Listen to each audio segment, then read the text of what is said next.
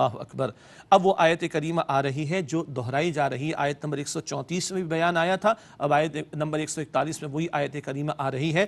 تلک امۃ قد خلت، یہ ایک امت تھی جو گزر چکی، لہا ما کسبت ولکم ما کسبتم، اس کے لیے وہ ہے جو اس نے اعمال کمائے اور تمہارے لیے وہ ہوگا جو تم نے اعمال کمائے، ولا تسألون عما كانوا يعملون، اور تم سے اس کے بارے میں نہیں پوچھا جائے گا جو وہ کیا کرتے تھے۔ بعض ان میں سے کہتے تھے ہم تو فلاں کی نسل فلاں کی اولاد میں سے بھائی ہو گئے، لیکن تمہارا اپنا عمل کیا ہے غور کرنا چاہیے، ہر ایک سے اس کے بارے میں سوال ہوگا، اور ہر ایک کو اپنی پرسنل کیپیسٹی میں اکاؤنٹیبلٹی کے لیے اللہ سبحانہ وتعالیٰ کے سامنے پیش ہونا ہوگا۔ ناظرین کرام، الحمدللہ پہلا پارہ اللہ سبحانہ وتعالیٰ کی توفیق سے مکمل ہوا۔ اب قرآن حکیم کے دوسرے پارے کا ہم آغاز کرتے ہیں۔ اب جو دو رکوع آ رہے ہیں، ان دو رکوع میں تحویل قبلہ کا موضوع آ رہا ہے۔ تحویل کہتے ہیں تبدیلی کو، آپ اور ہم جانتے ہیں پہلے بیت المقدس کی طرف رخ کر کے نماز ادا کرنے کا حکم تھا۔ جب تک نبی پاک صلی اللہ علیہ وسلم مکہ مکرمہ میں رہے تو ترتیب یہ رہتی تھی کہ آپ اس انداز سے کھڑے ہوتے، بیت اللہ شریف بھی سامنے ہوتا اور بیت المقدس بھی سامنے آ جاتا۔ لیکن جب ہجرت فرما کر اب یثرب یعنی مدینہ شریف تشریف لے آئے تو یہ کیفیت نہ رہی، حضور کی اپنی چاہت تھی کہ بیت اللہ کو قبلہ مقرر کر دیا جائے۔ ہجرت مدینہ کے تقریباً 16-17 مہینے کے بعد حکم آیا اور بیت المقدس کی بجائے بیت اللہ شریف کو قبلہ مقرر کر دیا گیا۔ یہ جو قبلے کی تحویل یا تبدیلی ہو رہی بہت بڑا معاملہ تھا۔ پچھلی امت بنی اسرائیل، ان کا قبلہ یہ بیت المقدس تھا، وہ بنی اسرائیل کی امت معزول کی جا رہی ہے اور نبی مکرم علیہ السلام کی امت کو امت مسلمہ قرار دیا جا رہا ہے۔ تو یہ شفٹنگ آف قبلہ، شفٹنگ آف امہ کی علامت ہے۔ یہ قبلے کی تبدیلی، یہ امت کی تبدیلی کا اعلان ہو رہا ہے اللہ سبحانہ وتعالیٰ کی طرف سے۔ یہ موضوع اب دو رکوع میں آ رہا ہے ہمارے سامنے۔ سورۃ البقرہ کا رکوع نمبر 17 اور 18، دوسرے پارے کا آغاز کرتے ہیں۔ ارشاد ہوا سَيَقُولُ السُّفَهَاءُ مِنَ النَّاسِ مَا وَلَّاهُمْ عَنْ قِبْلَتِهِمُ الَّتِي كَانُوا عَلَيْهَا، ان قریب بے وقوف لوگ کہیں گے کہ مسلمانوں کو کس چیز نے اس قبلے سے پھیر دیا وہ کہ جس پر وہ پہلے تھے۔ یعنی انہوں نے اعتراض کرنا شروع کر دیا، او بھائی پہلے وہ قبلہ تھا اب یہ قبلہ کیوں ہو گیا؟ اچھا اگر یہ صحیح ہے تو پچھلی نمازیں کیا ضائع ہو گئی؟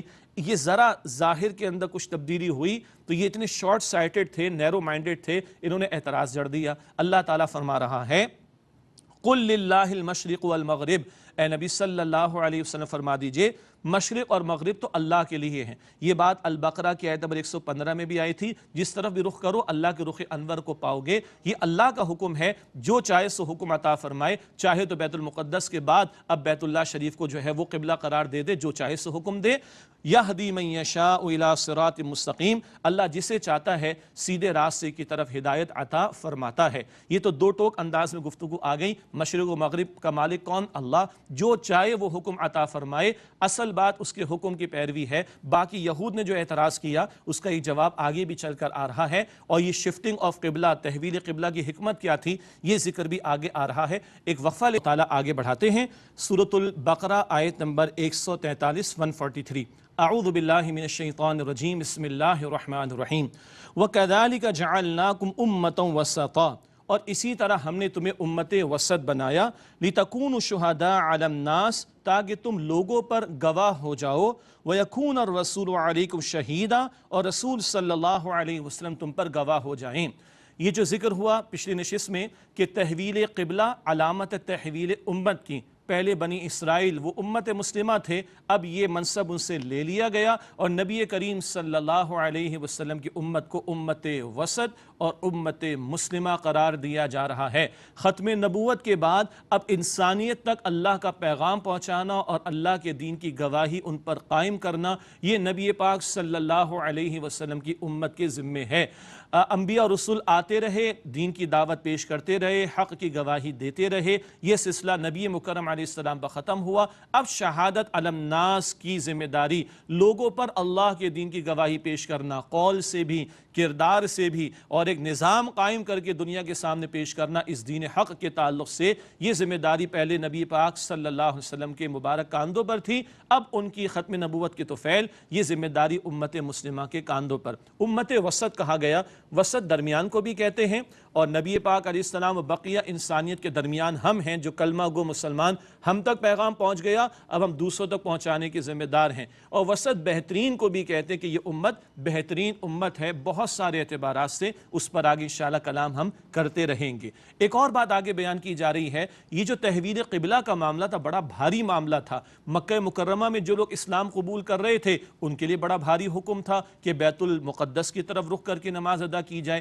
اور مدینہ شریف میں جب نبی پاک صلی اللہ علیہ وسلم تشریف لے آئے تو اگر یہود میں سے کوئی اسلام قبول کر رہا ہے تو اس کے لیے بھی مشکل بات یہ ہوگی کہ اب وہ بیت المقدس کے بجائے بیت اللہ شریف کی طرف رخ کرے۔ یہ ایک بڑا امتحان تھا، اس کی طرف آگے اشارہ ہو رہا ہے۔ ارشاد ہوا وَمَا جَعَلْنَا الْقِبْلَةَ الَّتِي كُنْتَ عَلَيْهَا إِلَّا لِنَعْلَمَ، اور ہم نے مقرر نہیں کیا تھا وہ قبلہ جس پر اے نبی صلی اللہ علیہ وسلم آپ تھے، مگر اس لیے کہ تاکہ ہم ظاہر کر دیں مَن يَتَّبِعُ الرَّسُولَ مِمَّن يَنْقَلِبُ عَلَىٰ عَقِبَيْهِ، کہ کون رسول علیہ السلام کی پیروی کرتا ہے اس شخص کے مقابلے میں کہ جو اپنی ایڑیوں پر الٹے پاؤں پھر جاتا ہے۔ یہ امتحان ہو رہا ہے کہ رسول پاک علیہ السلام کا حکم کون مان رہا ہے۔ ایک اور اہم نقطہ، یہ حکم حضور نے دیا تھا صلی اللہ علیہ وسلم کہ اب بیت المقدس کی طرف رخ کر کے نماز ادا کرو، اور اب آخری حکم آ گیا بیت اللہ شریف کی طرف۔ رسول اللہ علیہ السلام کا پہلے حکم تھا بیت المقدس کی طرف رخ کر کے نماز ادا کرنے کا،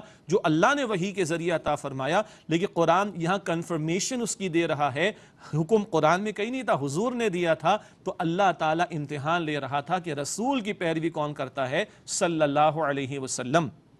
فرمایا وَإِن كَانَتْ لَكَبِيرَةً إِلَّا عَلَى الَّذِينَ هَدَى اللَّهُ، اور بے شک یہ بڑی بھاری بات تھی مگر ان لوگوں پر نہیں جنہیں اللہ نے ہدایت دی۔ یہ امتحان تو بڑا سخت تھا جیسے کہ تھوڑی دیر پہلے ذکر کیا گیا، مگر جس کو اللہ نے ہدایت عطا فرما دی اس نے اس حکم کی پاسداری کی۔ وَمَا كَانَ اللَّهُ لِيُضِيعَ إِيمَانَكُمْ، اور اللہ تعالیٰ ایسا نہیں کہ تمہارا ایمان ضائع کر دے۔ بڑا عجیب مقام ہے قرآن کا۔ یہاں پر لفظ ایمان صلاۃ یعنی نماز کے لیے آیا۔ یہود نے اعتراض کیا تھا، او جی وہ اگر قبلہ درست نہیں تھا اور یہ درست ہے تو پچھلی نمازیں تو ان کی ضائع ہو گئیں۔ اللہ تعالیٰ جواب میں نماز نہیں ایمان کا ذکر کر رہا ہے۔ وَمَا كَانَ اللَّهُ لِيُضِيعَ إِيمَانَكُمْ، اور اللہ تعالیٰ ایسا نہیں کہ تمہارا ایمان ضائع کر دے۔ پتہ چلا کہ نماز اور ایمان برابر برابر، سبحان اللہ۔ ایمان اگر واقعتاً بندے کے دل میں ہوگا تو عمل ثبوت پیش کرے گا، اور اعمال میں سب سے پہلا عمل جس کا تقاضا ہے وہ صلاۃ کا، نماز کا ہے۔ اللہ مجھے آپ کو ہم سب کو تمام نمازوں کی پاسداری اور پابندی اور حفاظت کی توفیق عطا فرمائے۔ نبی پاک صلی اللہ علیہ وسلم نے فرمایا، صحیح مسلم شریف کی روایت ہے کہ بندے کے اسلام اور کفر کے درمیان نماز کا فصل ہے۔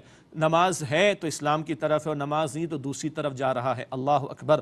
ان اللہ بالناس لرؤوف الرحیم، بے شک اللہ سبحانہ و تعالیٰ لوگوں کے ساتھ بڑا شفقت فرمانے والا، نہایت رحم فرمانے والا ہے۔